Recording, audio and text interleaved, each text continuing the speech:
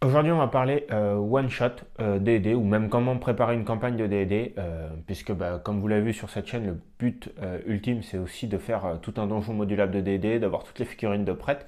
Mais bon, il y a bien un moment donné, il faut jouer. Moi, ma plus grande difficulté de jouer, c'est que la plupart des campagnes finalement tombent à l'eau au bout de quelques sessions, puisque ça dure des semaines, des mois. Là, l'idée, c'est de commencer un one shot. Ce soir, on a des amis qui viennent manger à la maison. Normalement, on fait toujours un peu jeu de société, ce genre de choses. Et on leur a proposé du coup une initiation au jeu de rôle, donc à Donjons et Dragons. Ils n'y ont jamais joué du tout. Ils n'ont jamais joué au jeu de rôle. Donc l'idée est de préparer un one shot et de tester sur une session d'une soirée, voir comment ça peut se passer.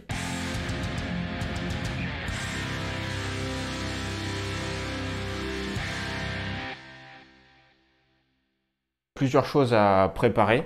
Je me suis imprimé des fiches de personnages. Donc finalement, il y aura 3 joueurs, puisque c'est un couple d'amis, ils viennent à 2, ma femme jouera, et moi je serai maître du jeu. Ça fait très longtemps que j'ai pas été juste maître du jeu, je suis super excité de reprendre là, du service. Donc je me suis imprimé 6 fiches, je vais préparer 6 persos. Chacun du coup, en début de soirée, pourra en choisir un. Donc il y aura un peu de choix. Si les plus motivés en veulent 2, pourquoi pas, moi je m'en fiche, hein, c'est un one shot, autant que tout le monde s'amuse du mieux qu'il peut. Donc j'ai préparé mes fiches, j'ai mon manuel des joueurs. On va se contenter voilà, pour le moment de tout ce qui est classe, race de base, le moins d'options possible, puisque c'est une initiation. Donc on fait simple. Et je me suis pris aussi le kit essentiel, l'idée de commencer à s'en servir. Pour moi, tout ce qui est objet magique du coup sera tiré de cette boîte, notamment pour tout ce qui est potions et tout, puisque j'aurai les cartes. Je vais aussi utiliser bien sûr les dés et l'écran du MJ. Donc je me mets ça de côté pour commencer à potasser ça. Une des grandes difficultés que j'avais, c'était de déterminer le niveau de départ, puisque moi j'ai toujours commencé au niveau 1, puisque je partais sur des campagnes très longues. Globalement, on commence au niveau 1. Là, pour un one-shot, j'ai peur que le niveau 1 soit un peu limitant. Et pourtant, j'ai pas envie non plus d'un niveau trop élevé pour complexifier le jeu. On voit beaucoup de one-shot là sur les actual play là sur internet. Au niveau 5, moi je trouve ça trop complexe. Au niveau 5, les joueurs commencent à avoir beaucoup d'options, beaucoup de cordes à leur arc. Donc j'ai coupé la poire en deux, je vais partir sur des niveaux 3. Ça me paraît un bon compromis. On gagne un peu en diversité au niveau des monstres qu'on peut affronter, puisque l'idée d'un one-shot et notamment d'initiation, c'est de donner envie aux joueurs de jouer, donc d'attaquer déjà quelque chose d'un peu plus épique que de combattre des rats voilà, et des araignées, quoi. Donc on va passer sur l'atelier pour commencer à préparer ça. L'idée est de proposer donc 6 personnages pré-tirés finalement au niveau 3, mais de laisser toute la partie descriptive du personnage et nom du personnage non complétée. Donc il y aura tout ce qui est caractéristique, tout ce qui est point de vie, tout ça de fait, toutes les statistiques de fait, tout ça, ça sera préparé. Mais par contre, je veux qu'en en début de soirée, en début de jeu, la personne ait le temps, on va dire, ils arrivent, tout le monde tire son personnage. Pendant l'apéro, chacun commence à se projeter avec son personnage, parce que s'il en a sélectionné un, c'est qu'il arrive à visualiser un potentiel avec ce personnage. Et le début de la mission, ça sera forcément un descriptif. Chacun commence par une partie un peu roleplay, descriptif de son personnage, comment il l'a nommé, comment il le décrit physiquement, et éventuellement une ou deux informations s'il veut en donner plus. Ça va dépendre un peu de la personnalité de chacun. L'idée principale pour moi dans une initiation, c'est de présenter les règles par étapes. J'envisage un peu ça comme un tutoriel, de dire voilà, on commence au début par une partie descriptif, narration, donc ça fait partie du jeu, c'est une partie non négligeable du jeu. Ensuite, il y aura probablement une phase de déplacement, d'avance pour montrer le système de déplacement, le système de jet de caractéristiques, donc il y aura des jets de perception à faire, ce genre de choses, des jets de fouille. Mais pour le moment, voilà, juste du déplacement, montrer que voilà, on peut interagir avec le MJ, tiens, est-ce que je peux faire ça? Oui, tiens, lance-moi tel dé, tiens, fais-moi tel jet de caractéristiques, pour que les gens petit à petit se rendent compte de ce qu'ils peuvent faire ou non. Ensuite, bien sûr, une petite situation de combat, avec quelque chose de très simple pour commencer, vraiment une situation, voilà, j'ai d'initiative, comment se déroule un tour complet, l'action à attaquer, les autres actions, le mouvement, gérer le mouvement, ce genre de choses, donc quelque chose d'un peu basique, d'accord, mais qu'il faut faire de façon propre. S'il y a des magiciens, enfin pas forcément, enfin on va dire des classes qui ont de la magie, les sorts seront présélectionnés, seront imposés. J'essaierai de faire un panel un peu représentatif de chaque classe, puisque bah, l'idée c'est de préparer aussi peut-être des petits. Moi je me noterai toutes les pages des sorts. Enfin, je noterai d'ailleurs sur les fiches de personnage, chaque fois que je joue un magicien, je mets la page d'où trouver le sort, le livre et la page. Bon, là, le livre, tout sera tiré du manuel des joueurs, mais je mettrai les pages comme ça, bah, très rapidement, le joueur peut aller à sa page, me dire, bah tiens, je vais lancer ça, qu'est-ce que t'en penses? Et puis on interagit. Et l'idée est de monter au fil de la soirée un peu en complexité dans cette optique, finalement de commencer un peu un porte-monstre trésor, qui est peut-être un des formats les plus adaptés pour débuter une fois qu'on a atteint ça. Donc ils partent d'un point central, ils font leur descriptif, ils se baladent, ils rencontrent un premier ennemi, imaginons une sentinelle, ensuite ils découvrent un camp ou une grotte, ils explorent la grotte ou ce camp qui finalement sera un peu porte-monstre trésor, avec à la fin un boss et une mission à rapporter du coup au point de départ. L'idée également du point de départ, c'est d'offrir plusieurs options. Je ne vais pas préparer à l'avance un chemin guidé. J'aime bien si les gens veulent partir dans n'importe quelle direction, moi je m'adapte. Donc là-dessus, je vais rien leur imposer, je vais leur proposer 2 ou 3 choix déjà, pas leur en imposer qu'un seul. Et ils partiront dans l'une ou telle direction. Imaginons, moi je pourrais dire, voilà, il y a un camp au centre d'une forêt qui nous pose problème, ou on a découvert une grotte qu'il faudra l'explorer, ou ou peu importe une autre situation, voilà.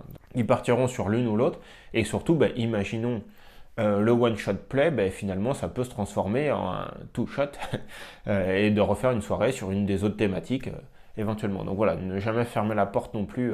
C'est pas parce que c'est un one-shot qu'on peut pas rebondir plus loin ou ce genre de choses. Moi, ça me paraît déjà pas mal comme introduction. On va passer sur la partie création des personnages. Donc dans ce cas-là, on va aller directement sur l'atelier pour se lancer.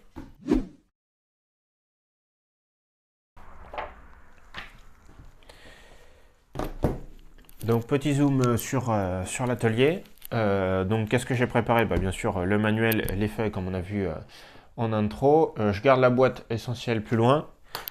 Crayon de papier, gomme, et finalement il n'y a pas besoin de beaucoup de choses.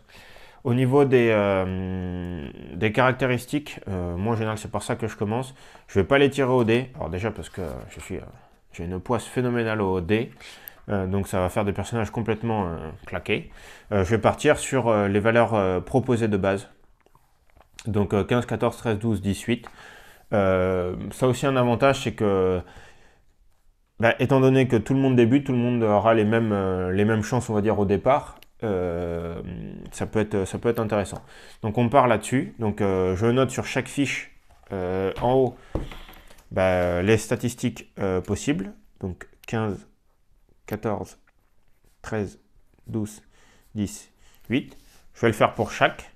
Et ensuite, j'aurai plus qu'à les répartir. Mais en amont de ça, je vais sélectionner pour chaque fiche classe et race, puisque notamment les races ont un impact sur les caractéristiques.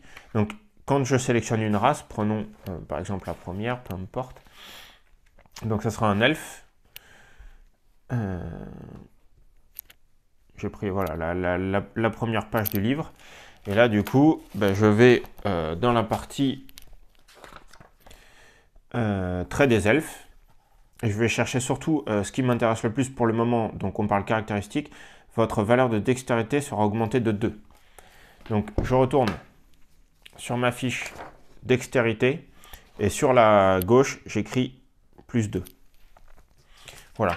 Et en fait, je note tout ça avant même de commencer à compléter mes fiches. Je commence à noter tous les bonus, ce qui fait que quand je répartirai, déjà j'aurai les infos visuelles. Mettre un 15 plus 2, ça fait un 17, alors qu'à l'inverse, je pourrais aussi avoir un 14 et un plus 2, 16, et finalement j'ai le même bonus à la fin, et garder peut-être mon 15 pour une autre carac si un jour je veux le faire évoluer plus tard. Enfin, voilà, peu importe. Et en fait, je commence par tout ce qui est périphérique comme ça, et à la fin, ben, toute la fiche se complète au fur et à mesure. Donc là, on sait déjà qu'on a un elfe. Donc on va tirer ensuite tous les autres traits caractéristiques des elfes que je vais noter au fur et à mesure que je rencontre. Donc là, bah, pour un one-shot, on s'en fiche. L'alignement, ils verront, c'est eux qui choisiront quand ils nous feront un descriptif. La taille, pareil. La vitesse, 9 mètres. Donc après, moi, je note aussi en cases. Parce que je suis toujours sur le système de cases de 1,50 m. Donc 9 mètres, ça me fait 6 cases. Ça leur permettra de savoir à l'avance le nombre de cases qui peuvent avancer. Sens aiguisé, maîtrise de compétences, perception, du coup, je fais la coche tout de suite. Comme ça sera fait. Au niveau des autres choix, on saura déjà que celle-ci, elle est cochée, pas besoin de la prendre plus tard.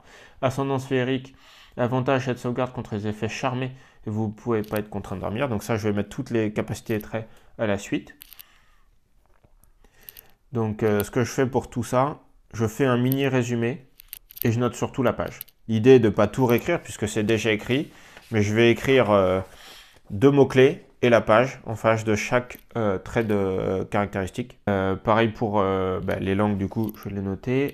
Donc au niveau autre maîtrise et langue, je sépare lire, écrire, et pareil, j'aurai armes et armure plus tard. Et je mettrai comme ça, en face de chaque, la totalité de ce qui est maîtrisé. Donc commun et elfique, bien sûr. Alors finalement, leur plus grande difficulté, ça va être de me relire. Parce que pour le coup, c'est vrai que j'aime bien faire ça au format papier, alors que j'aurais pu le faire en informatique. Mais moi, je suis j'aime bien travailler à l'ancienne, j'aime bien les livres, j'aime bien les dés. Donc j'ai fait ça à l'ancienne. Donc leur premier test, ça sera un test de lecture du MJ. Ensuite, les variantes raciales, ça je verrai après, en fonction de comment je construis le personnage.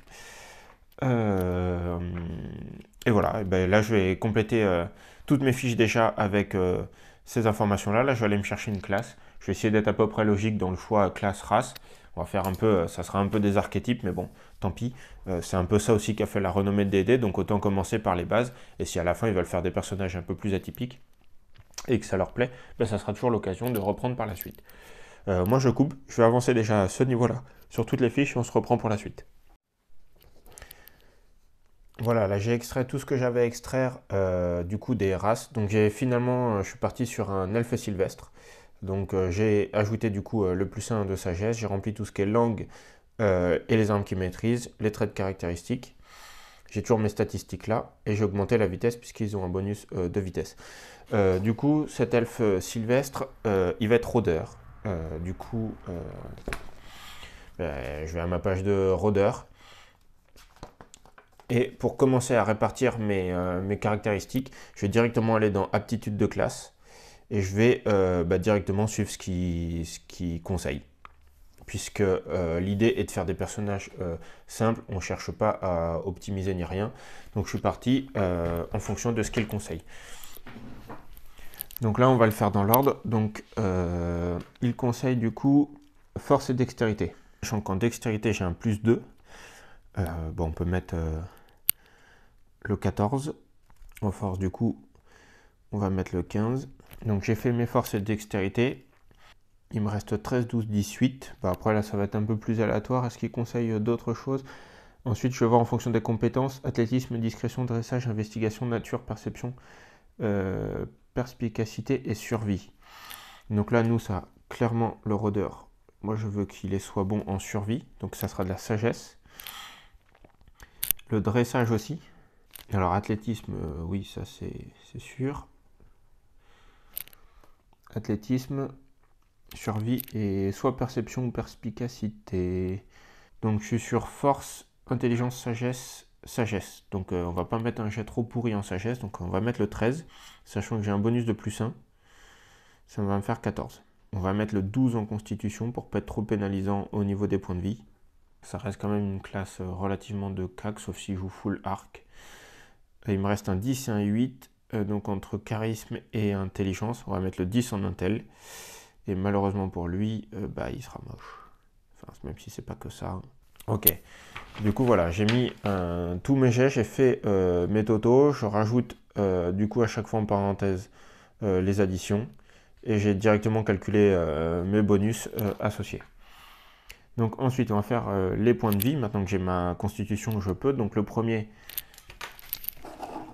c'est du D10. Oui, on va prendre celui-là, peu importe. On va préférer trouver l'autre qui est là. Donc, point de vie 10 plus modificateur de constitution, ce qui fait 11. Et on est niveau 3, on va rajouter un des 10 plus le modificateur par niveau. Donc 2 et un 3. Et 3 et un 4. C'est un peu léger pour commencer. Je vais me permettre d'en relancer un parce que sinon il risque de galérer. Un 9, parfait. Donc je vais placer le premier jet. Donc on a dit 9 et un 10 et 3 et un 4, ça fait 14 et 11, 25. Point de vie, maximum 25. Ça me convient. Ensuite, on arrive au niveau des maîtrises. Bon bah là, je vais tout balayer. Donc je vais couper là, je fais toute la fiche et on se revoit juste après quand on va passer au niveau du tableau. Voilà, une fois que j'ai terminé toute la première partie, donc j'ai commencé avec le tableau de classe du rôdeur. J'ai pu déterminer, donc je monte niveau par niveau, je prends toutes ces aptitudes, je les note une par une, je les ajoute, ça me modifie petit à petit ma fiche de personnage. Je vais aller sélectionner toutes ces armes, donc en fonction de l'équipement de départ qu'il avait. Je n'ai pas fourni plus d'équipements, même s'ils sont au niveau 3, je pense que j'aiderai plus en fonction des choix, avec des mini-objets magiques, des petites potions, ce genre de choses, pour compenser, on va dire, la richesse non accumulée sur le personnage. Puisque je ne sais pas s'il y aura des soigneurs, ce genre de choses. Donc c'est au moment du lancement, on va dire que la donneuse de la quête leur fournira quelques objets magiques ou babioles du type. Donc je l'ai équipé d'un arc long, puisque moi mon idée c'est que le rôdeur soit dans la forêt. Potentiellement, voilà, il est en archétype de forestier. En historique de forestier et en archétype de chasseur. Il est également équipé de 2 épées courtes pour pouvoir se défendre au corps à corps et d'un bâton éventuellement pour ceux qu'il ne veut pas forcément blesser de façon trop brutale. Au niveau de son armure, il a une armure d'écaille, donc il reste quand même relativement résistant. Je lui fais tout un historique, donc je l'imagine un peu jeune, un peu fougueux. Du coup, il se balade beaucoup, il croque la vie à pleines dents et il prend quand même pas mal de risques. Et au niveau du coup de ses sorts, il a 3 sorts de niveau 1. J'ai essayé d'être à peu près réparti au niveau de ce que ça peut faire. J'ai pris la marque du chasseur qui lui permet de prioriser un monstre et d'avoir des bonus dessus. Le soin des blessures, comme ça on aura un personnage soigneur si celui-ci est sélectionné. Et la grêle d'épines qui se conjugue bien avec du coup l'arc long, l'archétype du chasseur. Et le briseur de horde qui fait que s'il tire à distance, il peut faire une deuxième attaque sur une créature à côté. Donc ça, plus le jet d'épines, ça pourrait très vite faire de gros dégâts à distance. Voilà pour la première. J'enchaîne du coup les autres fiches. Et puis on fera sûrement un récap à la fin pour que je vous présente les 6 personnages. Et voilà, je suis fin prêt. J'ai fini là mes 6 fiches de perso. Donc je suis assez content. Donc j'ai fait un barbare niveau 3, nain des montagnes. J'ai fait un petit gnome des roches qui serait roublard. J'ai fait un sang dragon guerrier.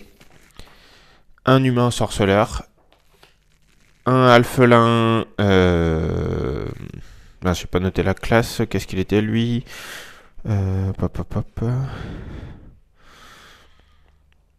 Ah, c'est un barde. Un alphelin bardique, donc ça faut que je le note.